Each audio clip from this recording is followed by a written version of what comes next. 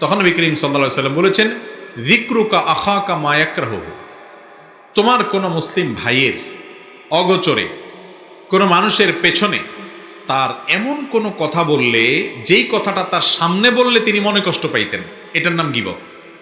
এটার নাম কি ভাই?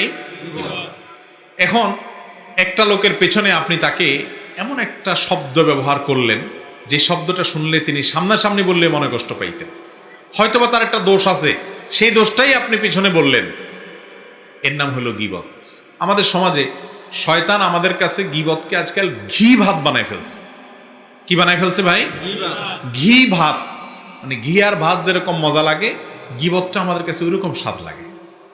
এই জন্য আমাদের চায়ের দোকানের আড্ডা মোটেও জমে না গীবত না হলে, ঠিক না?